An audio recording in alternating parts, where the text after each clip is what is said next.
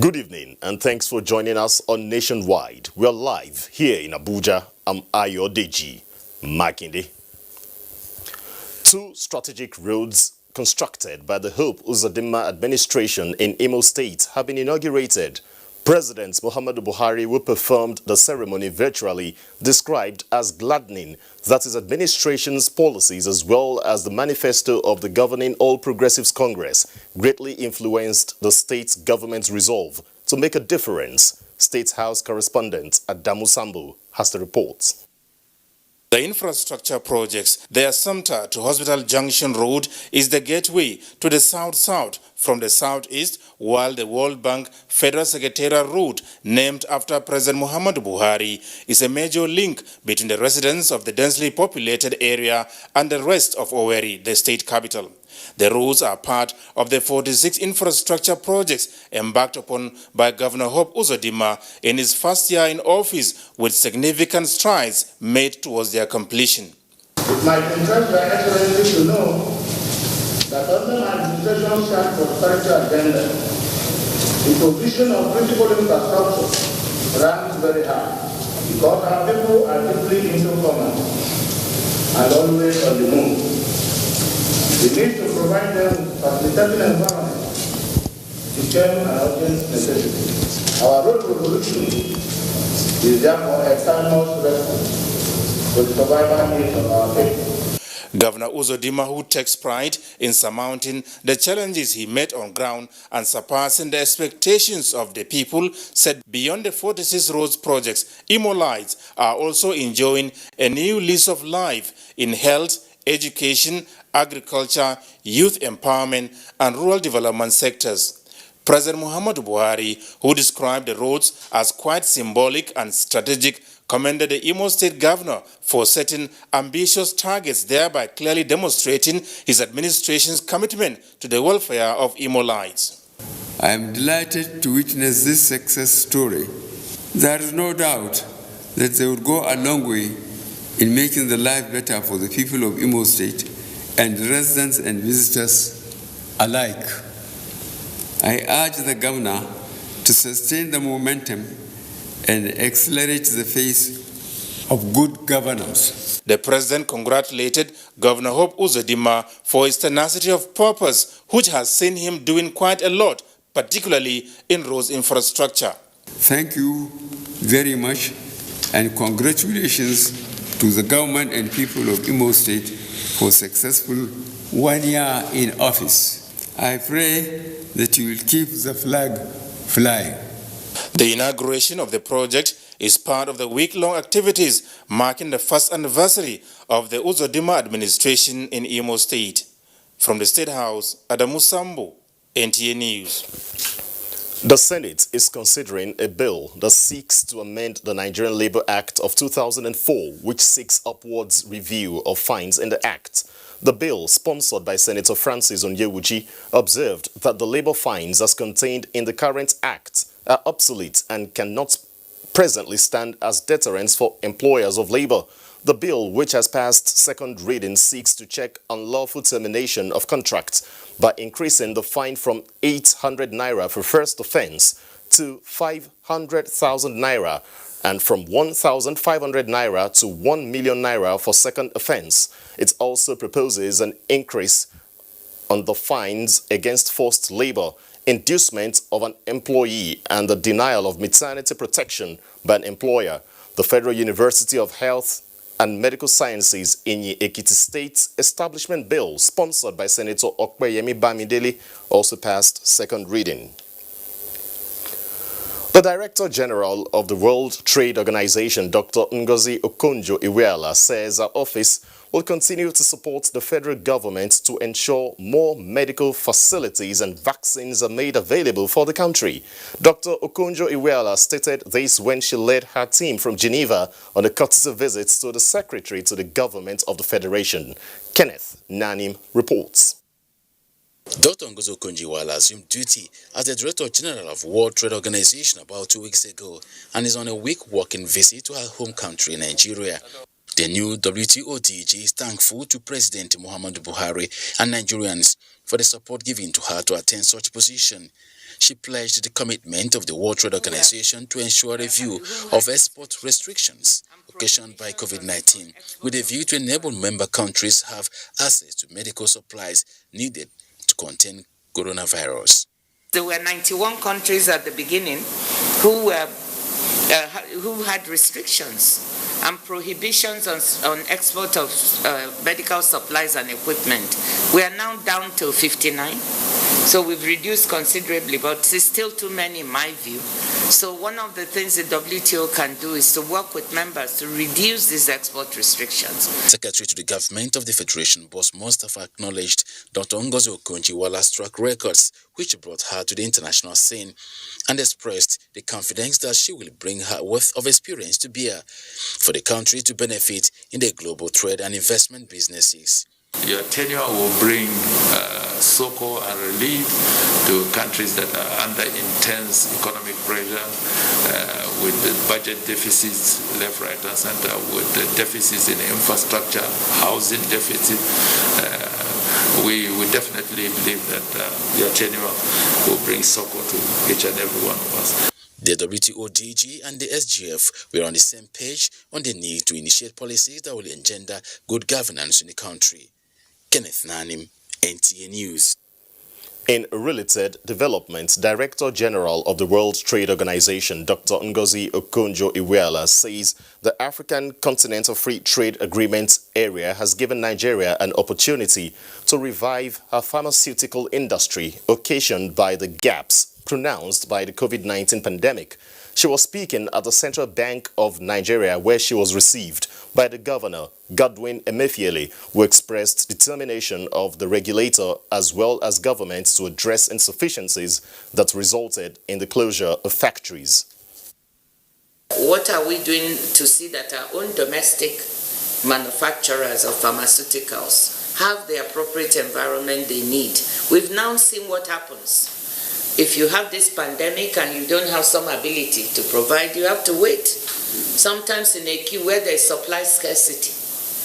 And we've been pushing through COVAX, but you see everybody is demanding these vaccines. So I think, and medicines, I think we must learn the lessons now, because there'll be another pandemic in the future.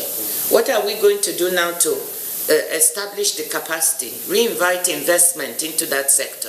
We would need the support of institutions like yourself to work with us. We may have faltered in a few areas, I'm not going to deny that.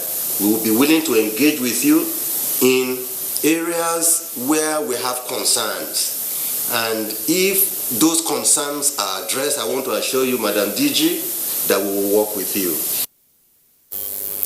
In another news, Nigeria will continue to explore ways to attract more foreign direct investments to promote national development. Acting Director General of Directorate of Technical Cooperation in Africa, Mahmoud Adamu, stated this at a workshop in Abuja. Musa Abubakar reports. With weak economic growth and COVID-19 pandemic driving decline in remittances, World Bank projected Nigeria could lose $2 billion from the diaspora. This is a situation development partners here are concerned. This workshop is to explore ways to improve and sustain Nigeria's diaspora foreign direct investment with a view to investing in critical sectors of the economy for national development. Since its creation, the Directorate has implemented programs and activities under its scientific and technical exchange program STEP, funded under the Nigerian Technical Cooperation Fund, NTCF. Remittances by Nigerians abroad back home are very important, and it is time to direct them into sectors of the economy where they will benefit both Nigerians and those Nigerians who are abroad and invest. Yes, there has been some reduction in diaspora remittances, but it is not as much as the 20% that was initially thought of. The forum is to come up with far-reaching resolutions critical to driving growth. The House of Representatives has passed for second reading a bill that seeks to grant powers to National Assembly to summon the President on issues bordering on national security. The bill, sponsored by Representative Sergius Ogun, also seeks to grant similar powers to state houses of assembly to summon governors of states. The House noted that the Constitution as obtained presently has no provision that expressly grants such powers of summon on the legislature on issues of national security or related matters. The Constitutional Amendment Bill was referred to the House Committee Review Committee for further legislative action. Newly appointed Acting General Officer Commanding 7th Division Nigerian Army and Commander Sector 1 Operation Lafia Doli, Brigadier General Adelokun Abdulwahab Eyitayo, has charged troops of the division to be aggressive and fight the enemy in accordance with characteristics of war by being dogged and bold. The new acting GOC gave the charge while taking over from the immediate past GOC, Major General Abdul Khalifa Ibrahim. Maimuna Garba reports. The new acting general officer commanding 7th Division and Commander Sector 1 Operation Lafia Dole, Brigadier General Adelokun Abdulwahab Eyitayo, who had served in the theater-led troops in combat at Kondiga and captured Baga Town in 2015, has now redeployed for the third time. He said the challenges in the theater are not strange to him and charged troops to be courageous in carrying out their attacks. If you make peace very difficult to achieve on account of a peaceful talk, and it becomes inevitable on account of a settlement of one-to-one, high boss to high boss. Also, so we are going to make sure that Boko Haram, they are completely liquidated. The outgone GOC Major General Abdul Khalifa Ibrahim, while addressing troops of the division, urged them to continue to be disciplined and ensure they carry out offensive operations at night. He enjoined residents of Maiduguri to continue providing useful information to the security operatives. Maiduguri, Borno State generally, despite the little you hear, is better than what it used to be before. Schools are opening, a new university just opened, commercial activities are going on a mega scale, people travel. Major General Abdul Khalifa Ibrahim has been posted to the Nigerian Army Resource Center in Maiduguri. Maimuna Garba, NTA News.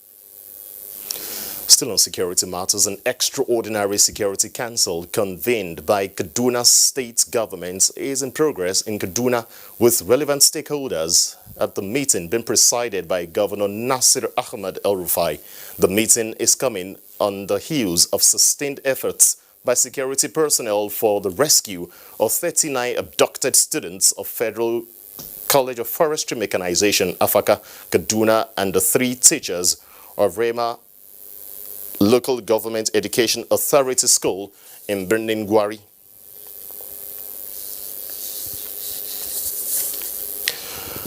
And now, let's go over to our Kaduna Network Center where Salamatu is standing by. Hello, Salamatu. Ayo, and welcome to Kaduna. Desirous of sustained innovation and production of sufficient military fighter vehicle, Chief of the Army Staff, Lieutenant General Ibrahim Atahiru, visits Command Engineering Depot, Kaduna, to take stocks of efforts being made in the production of needed military hardwares for the armed forces. Suleiman Abdullahi Rigachkun reports. It is a new day for officers and soldiers at the Command Engineering Depot, Kaduna, home of innovation and production of indigenous military vehicles for the Nigerian Armed Forces. Chief of the Army Staff, Lieutenant General Ibrahim Atahiru, undertakes assessment tour to workshops where mines-resistant vehicles, mines rollers, patrol vans, among other operational vehicles, are produced locally by the Command Depot of the Nigerian Army, an effort propelled by the Buhari administration to reduce over-dependence on foreign countries for military requirements in dealing with prevailing realities. The maiden visit by the Chief of the Army Staff is affirmative of his resolve to ensure sustained provision of military vehicles to support the Nigerian Armed Forces in the battlefield. Suleiman Abdullahi Rigachkun, NTA News. The Nigerian Customs Service has intercepted contraband worth more than 148 million naira within the last 2 months in the Kano Jigawa Area Command. Area controller of the command, Suleiman Umar Pai, made this known in Kano. Our Salisu has the details. Since the presidential directive to reopen migratory border, the Nigerian Customs Service encouraged patriotic citizens to take advantage and engage in legitimate businesses through the border. The Kano Jigawa Area Command, however, embarked on sensitization campaign to markets and border areas on dangers of smuggling. The recent arrest was made after weeks of intensive operations by the command's intelligence unit and other anti-smuggling teams in synergy with other security agencies. The contrabands confiscated include foreign rice, vegetable oil, couscous, spaghetti, condensed milk, and second-hand clothing, among others, worth more than 148 million naira. It is to the detriment of everybody. Even themselves will not be at ease if they allow arms to come to this country, because the insurgency starts around the border area. Area Comptroller Kano Jigawa Area Command said they will continue to sharpen their intelligence and enforcement in compliance with the extant laws and procedures to ensure success in the battle against economic saboteurs. In Kano, Awal Salisu, NTA News. That is it from here. Nationwide continues in Abuja with Ayo Deji after this break.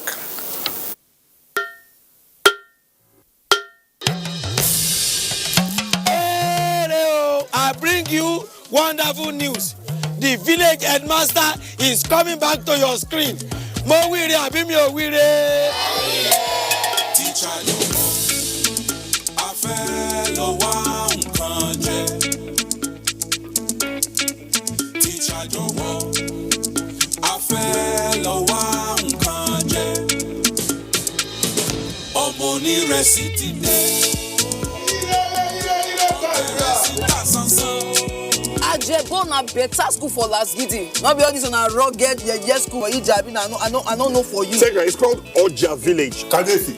We know happy at all. And I know that even you too, you are getting a lot of orders too. Hey, we are trying, shall sweep her leg out. She was standing there. Sweep it. I love you so much. And how did I give you the impression that I was interested in that position? 50-year anniversary. You mean anniversary? I talk with that now. Not for me. Not for me because of Pamio.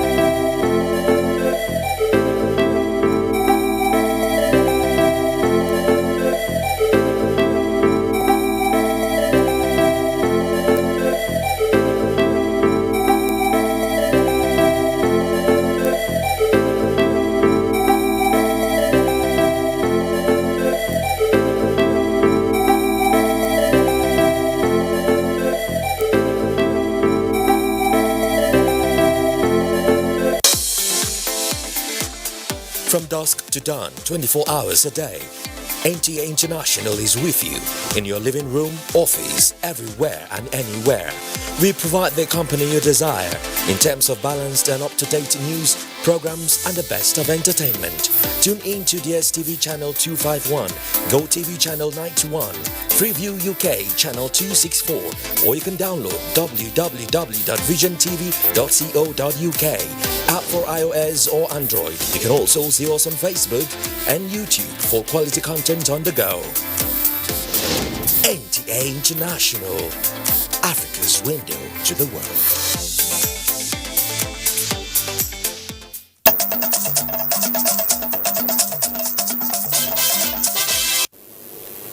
Welcome back to Abuja. Earlier, we told you about an extraordinary Security Council meeting which has been convened in Kaduna State, and of course the governor of the state, Nasiru Ahmed El-Rufai, is presiding at the moment. Let's join our correspondent Mohammed Umar Ajingi, who is live at the venue to tell us about the issues at the extraordinary council meeting. Now, Mohammed, let's bring us up to speed. Tell us more about the security meeting at the moment.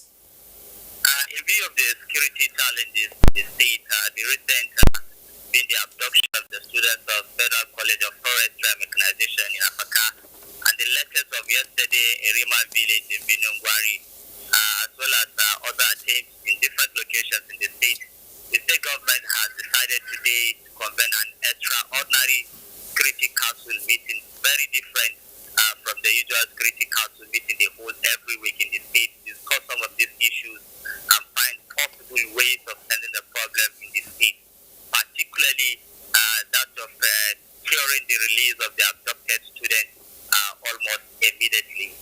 The meeting started since noon, and as I'm talking to you at the moment, the meeting is still on with senior citizens of the state in attendance, traditional rulers including the Emir of Zazzau, that of Binungwari, as well as JAMB, including religious leaders. Sheikh Ahmed Gumi is also at the meeting as also head of security agency. In addition to that, can you equally tell us, beyond these people that you mentioned earlier, that you told us are attending the meeting, what about the formation and the security personnel that are present at the meeting as well? Of course, the Commissioner of Security and Home Affairs is here. As I told you, other heads of security agencies are also present in this very special meeting. Obviously, we'll definitely be connecting with you to get some updates from the meeting there. Our correspondent, Mohammed Umar Ajingi, well, thank you for joining us on Nationwide. It's that time on Nationwide when we join Dotun in our Lagos Network Center. And of course, Dotun is ready with other reports on COVID-19 protocol violation. Thank you so much, Ayodeji. Now, cultists in Lagos State henceforth risk a 21-year jail term as Governor Babajide Sanwo-Olu signs cultism and unlawful society prohibition bill into law. Musa Toliat reports that the state government also criminalized violation of COVID-19 pandemic protocols. The new coronavirus pandemic law 2021 seeks to put an end to flagrant violation of protocols to check the spread of the pandemic and prosecute violators. It gives the courts powers to fine and in certain cases to even imprison violators of the law. It has also made a provision of 20 billion naira available in the budget for fighting the pandemic. The law also frowns at adulteration of the COVID-19 vaccine in any part of the state. We're not permitting vaccination outside of the accredited facilities that we have designated. And our regulatory agencies, if they find it happening, the sanctions are going to be very severe. So I'm discouraging Lagosians or anyone else in Nigeria, don't try and acquire your own vaccines from sources. First of all, we don't know if the sources are legitimate, if you're using fake drugs, if they've maintained the cold chain. So we have to protect citizens of Lagos State and Nigeria. The two other bills on Public Service Procurement and Audit Service Commission underscore the need to ensure probity and accountability in public service. The laws came in handy as the governor swore in 2 permanent secretaries in the offices of Works and Infrastructure in the state. You hold a critical and strategic role in preventing wasteful spending and corruption in public procurement. The government and the citizens of Lagos State especially the taxpayers, count on you to keep the procurement process as transparent as humanly possible. Members of the new governing council into the Public Procurement Agency were also sworn in by Governor Babajide Sanwo-Olu. In Lagos, Musa Toliat, NTA News. It's exactly 3 months since the Seme land border was reopened, but trade and business activities are yet to pick up. The positivity, however, is that the situation is bound to improve with business operators along the corridor already taking steps to increase the volume of trade. Michael Olale reports. Seme, a vital gateway to Africa's hinterland, is the busiest land border in Nigeria. And despite the federal government relaxing the 16 months closure of land borders, recuperating has been slow but steady. Precisely missing is the thickness and intensity of import and export, which usually trickle down to improve commercial activities among the people. Since they opened the border, the activities here is very, very low. Because of the exchange of Benin Republic, people they come like the way they used to come before. But I think I like it. It's gentle, and you are crossing, nobody gives you wahala. Regardless of the atmosphere around this corridor, the customs service was still able to intercept goods worth 110 million naira within 3 months. But the satisfaction here is that the agency has handled 220 trucks of goods coming from other West African countries, while 600 trucks of goods have been exported since reopening. When the borders were open, Nigerian Customs Service gave conditions for such type of goods to be brought into Nigeria. One, they must arrive in Nigeria in their original mode of transportation. So far, we are yet to start that. Not our fault.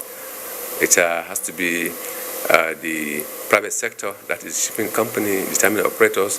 Since concerted efforts to improve trading around the corridor require synergy, business operators are cooperating with concerned authorities to eliminate impediments. The Benin counterpart, they are still giving us headache. They don't want to abide with the protocol, transit protocol, that says that we only have administrative fee to pay to them. They still want to collect money from us as if we are paying the normal duty to them. The optimism is in the air and will definitely heighten with each passing day, and the outcome will no doubt be positive. In Lagos, Michael Olale, NTA News.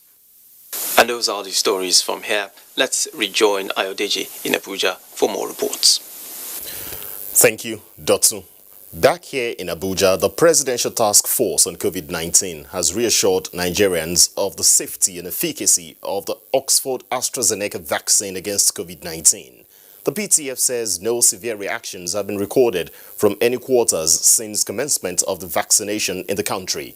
Kenneth Nanim reports.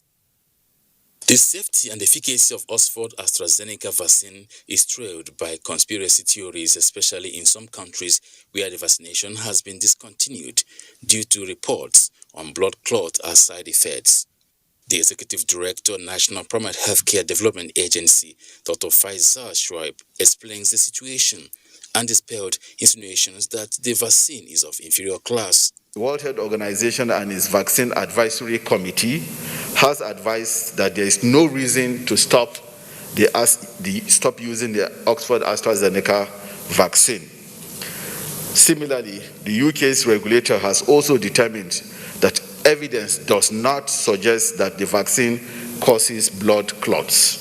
The arrival of vaccines has not in any way distracted us from pursuing the national response to COVID-19 as originally conceptualized, which is to test, detect, trace, isolate, and treat. For the avoidance of doubt, the virus is very potent. The PTF also urged Nigerians to report any adverse effects experienced to the nearest healthcare facility or use the med safety application developed by NAFDAC for adequate monitoring of such development.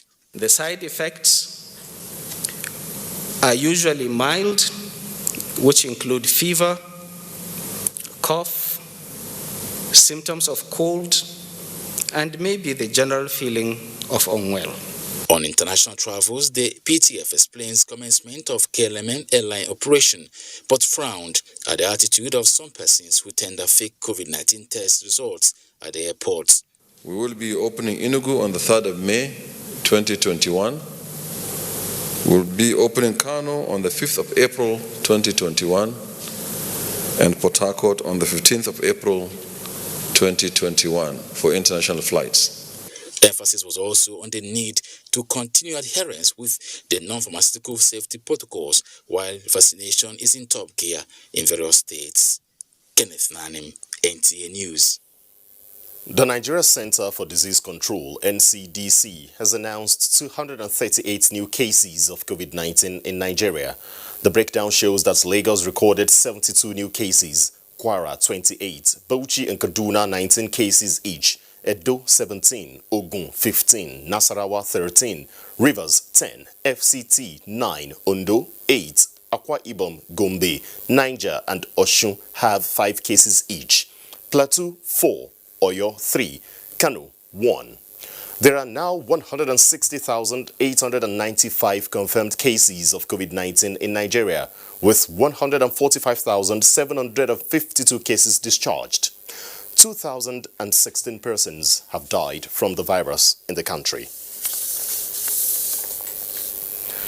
In another development, elder statesman and former Federal Commissioner for Information Edwin Clark has commended President Muhammadu Buhari for making available the AstraZeneca COVID-19 vaccination to Nigerians. He was speaking after taking his vaccine in Abuja. Timothy Yusuf reports. Good afternoon, sir. How are you? Fine, sir. This special team of vaccination officials in the FCT were in the house of 94-year-old Chief Clerk in line with giving priority to the elderly in the administration of the vaccine. Good, excellent. Perfect, perfect. You're not going to rock, you just hold it for a minute. Okay, no problem. We have problems, like every other country in the world.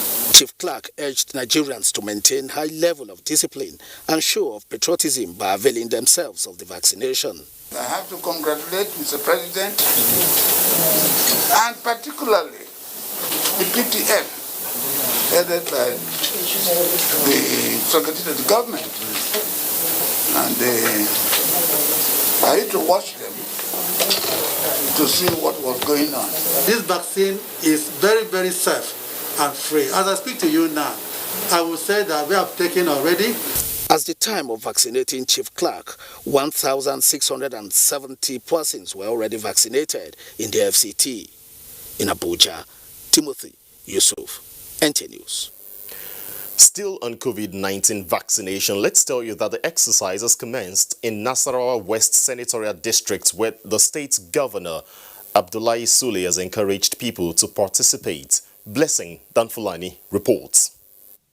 The AstraZeneca COVID-19 vaccine was first administered in Nasarawa State on Governor Abdullahi Sule, followed by Deputy Governor Emmanuel Akabi, among other top government officials and frontliners. The vaccination exercise for Nasarawa West Senatorial District kick-started at the Federal Medical Center Cafe and later conducted at the Federal Polytechnic Nasarawa in an effort to conscientize the public, especially grassroots, on the need to take the vaccine to protect themselves against the COVID-19 pandemic. I'm so excited to be the first person to take this because I want my people to accept it. It is important for us to take it very seriously, to take the job, and to thank the federal government for making this possible. So the essence of taking this vaccine is to ensure that your body develops a kind of immunity that protects you against catch coming up. Those of us that have collected the vaccine, we have noticed that there is no problem. We didn't feel any side effect. When I took the vaccine, I feel okay. The 10-day vaccination implementation exercise continues across Nasarawa State. In Kefi, Blessing Danfulani, NTA News. For more on COVID-19 vaccination, let's join Ogochukwuka in our Benin Network Center. Good afternoon, Ogochukwuka. Afternoon, Ayodeji, and still on COVID-19 matters. Governor Godwin Obaseki wants all Edo residents to disregard any claim of fear of reported symptoms associated with the Oxford AstraZeneca vaccine. The governor was speaking at the flag-off of the COVID-19 vaccination in the state, where he led other top government officials and frontline health workers, supporting staff and strategic leaders to receive the vaccine.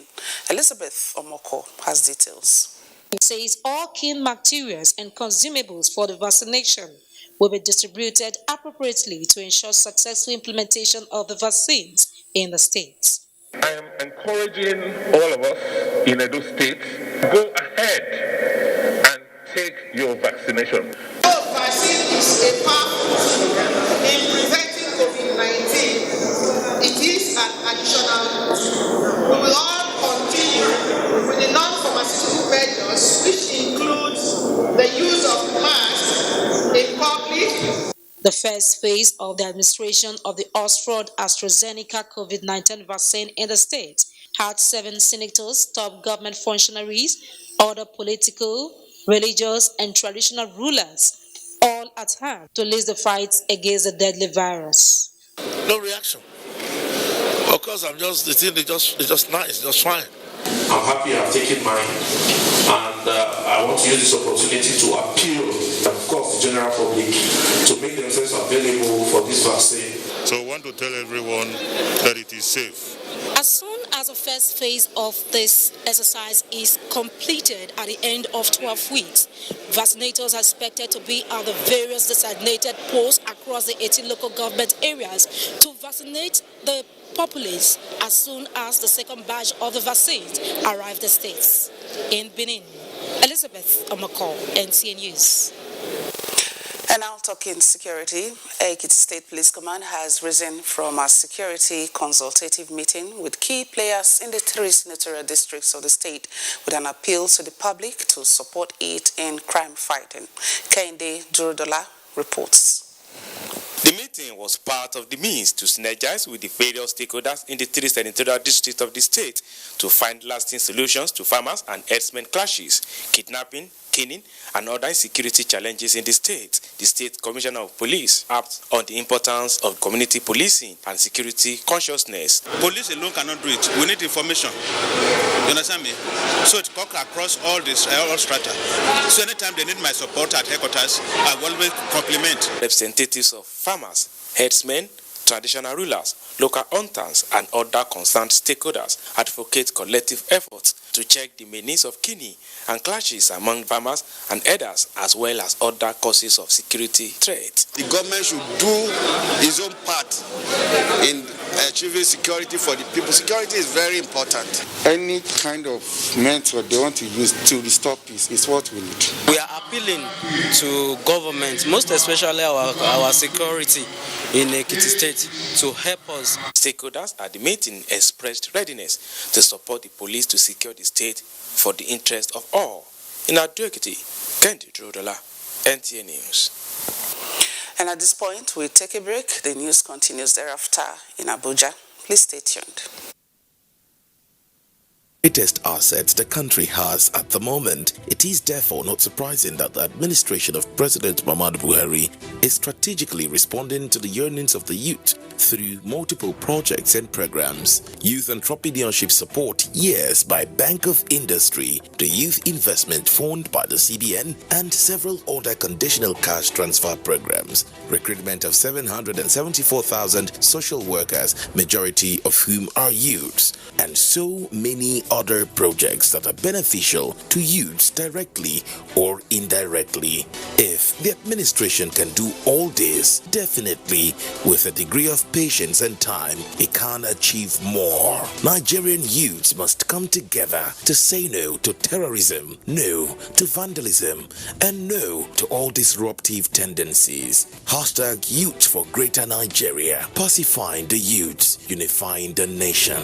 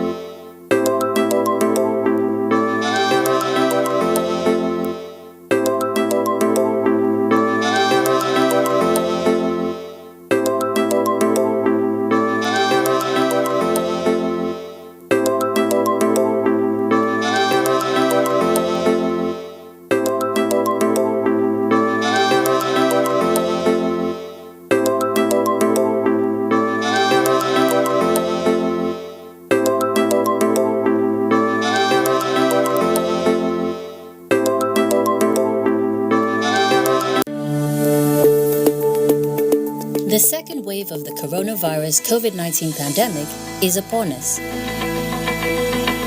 To safeguard lives of our people, government has signed the Health Protection Regulations, which makes wearing a face mask mandatory in public places. Wear a mask. Keep social and physical distancing. Avoid crowded places.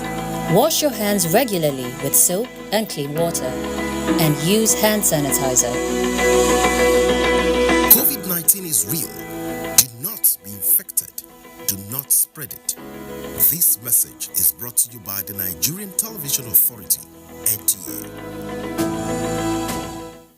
Life is a game. We are cool. We are trendy. Energy moves us. Sports is our game, our oxygen. Because with the round leather, we ball. We hustle. All over the land, north and south, we are united in the positive glory. We are encapsulated by HIFL. We live for the game. It's game time. Showing on NTA Network every Saturday at 4:30 p.m.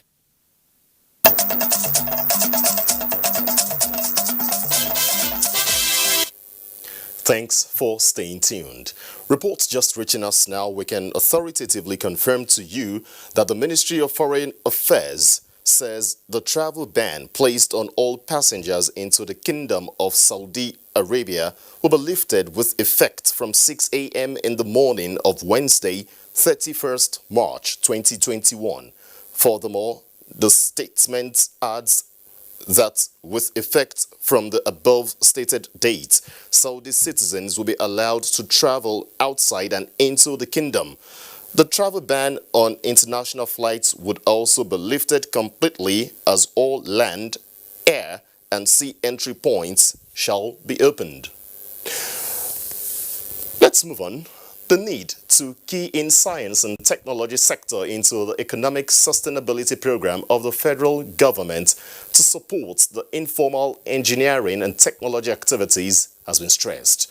Minister of State, Science and Technology, Mohammed Abdullahi, who made this appeal during the opening ceremony of the ongoing 5th edition of the Technology and Innovation Expo 2021 in Abuja, said this is imperative at this time when government is doing everything possible for the survival of the economy during and after the COVID-19 pandemic.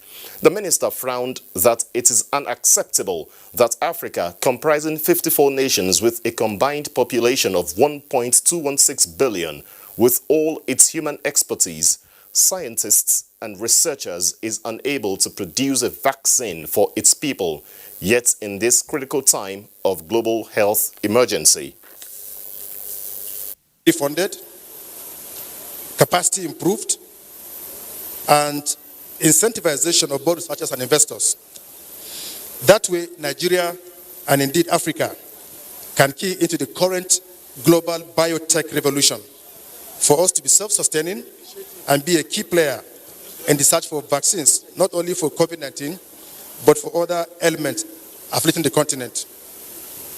To further give a boost to funding of such activities, it has become imperative, subject to regulatory framework, to float what we call an R&D bank to support activities of research and development. Imagine, can there be a world without mathematics?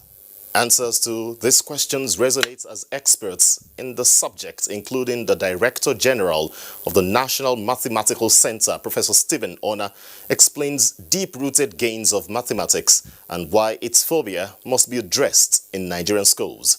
Thomas Ogbetere reports. The world has made tremendous progress from gains recorded in the area of mathematics, though the current phobia among Nigerian students presents a serious challenge. Director General National Mathematical Center, Professor Stephen Ona, believes the International Day of Mathematics presents the right opportunity for the projection of new theories, models and tools that can change the perception of mathematics as a difficult subject. National Mathematical Center, in conjunction with other agencies of government in this area, have been developing means of making mathematics interesting to learn. And that is why today we have given some publications in the area of games we have developed series of games in mathematics. And when students are learning through these games, they do it as if they are playing games. And so now interest is beginning to pick up. Experts in the subject matter are focusing on mathematics for a better world, with all stakeholders encouraged to give priority to the International Day of Mathematics in their annual programs. In Abuja, Thomas Ogbetere, NTA News. Let's now join Jenny in our Port Harcourt Network Center for more stories on Nationwide. Good evening, Jenny. And welcome. Agriculture has been identified as an endeavor which can reduce the country's overdependence on oil. Governor Wike spoke when he received the Minister of State for Agriculture and Rural Development, Mustafa Shehiru, when he paid him a courtesy visit at Government House, Port Harcourt. Ogediyekwere reports. Issues that received attention were the non-politicization of the agricultural loan offered by the Central Bank of Nigeria, the need to implementing agricultural policies dispassionately to achieve the intended food security and job creation for the teeming youth of the country was also discussed. Governor Wike outlined some of the achievements of the state government in the area of agriculture. It is not in dispute that to take the country out of where we are, that agriculture is key. Agriculture will employ a lot of our youth, will give them job. Then in terms of food security. Minister of State for Agriculture and Rural Development, Mustafa Shehiru, said he is in the state to inspect ongoing and completed projects of the Federal Ministry of Agriculture and Rural Development funded by the ministry. I am aware of enormous potential of cassava production in this state as a major crop commodity. And to let you know that the federal government will specifically support the farmers in Rivers State with new technology that will address the problem of low yield to allow them have access to improved varieties of cassava. The minister assured that the federal government, through the ministry, will continue to support farmers and artisanal fishermen in the state. In Port Harcourt, Ogediyekwere, NTA News. 300 beneficiaries in the south states of Akwa Ibom and Cross River have been chosen for the first batch of skill training support for ex-militants. Achibombasi reports that the Presidential Committee on Small Arms and Light Weapons and the Leadership Initiative for Transformation and Empowerment are currently implementing the Nigerian component of the ECOWAS Small Arms Project, which is mainly a pilot weapons collection program. The first batch of beneficiaries are being lifted to various centers across Nigeria, where they are to undergo training on skills of their choice. The styling job is a job that is in my mind. The Nigerian component of the ECOWAS EU Small Arms Action under the current pilot phase focuses on 7 states of Kaduna, Katsina, Kebbi, Sokoto and Zamfara in the northwest region, and Cross River and Akwa Ibom in the south region. We'll have a budget for starter pack for each of them. We'll have to give him the equipment.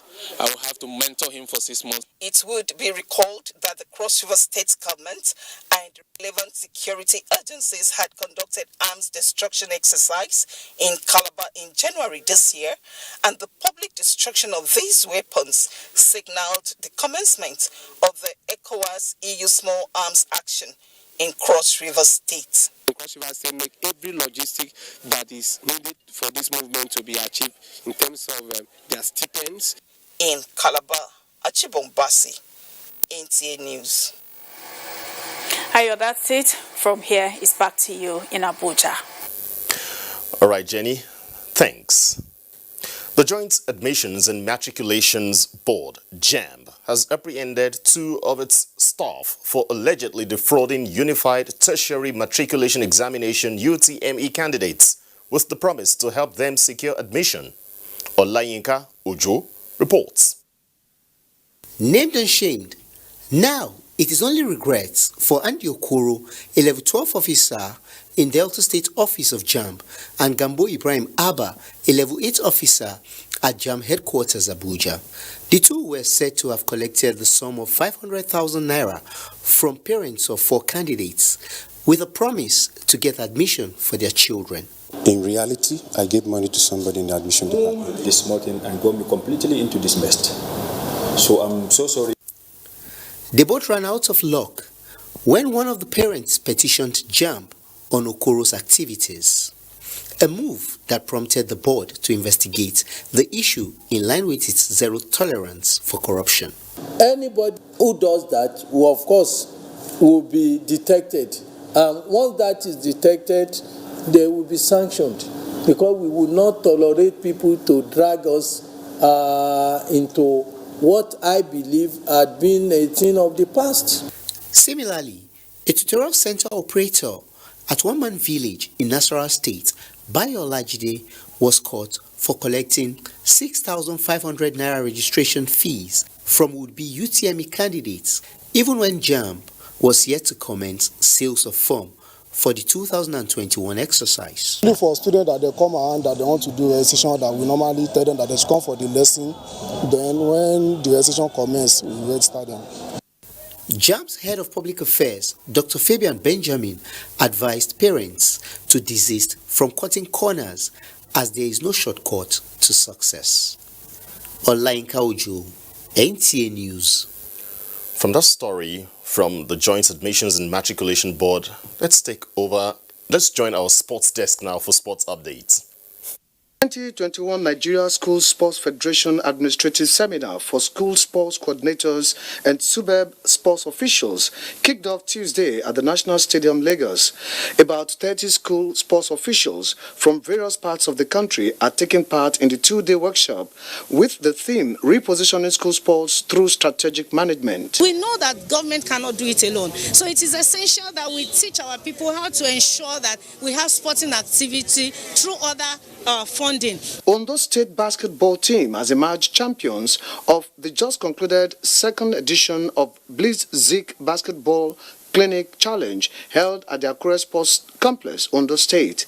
Team Ondo defeated Team Osun 86-44 to emerge champions of the 3-day basketball clinic. To give opportunity to children that have interest in sport and to encourage them to combine sport and education. The tournament featured 4 states, including Ogun, Osun, Ekiti, and Ondo states.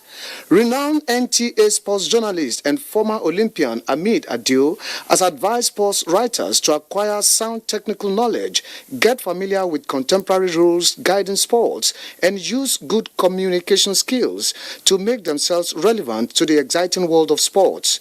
He gave the advice at a lecture organized by the Kwara State chapter of the Sports Writers Association of Nigeria for the sports journalists in the state. The primary aim is joining the profession because you want to contribute something positive to society. On the foreign scene, actions resume on Wednesday in the UEFA Champions League as Chelsea square up against Atletico Madrid, while defending champions Bayern Munich will face Lazio in another match. With sports updates, Samuel Johnson, NTA News. And sports updates runs off nationwide. I'm Ayo DG Makinde. Please remember to connect with the NTA in the fight against rape and rapists to be a star. Good evening.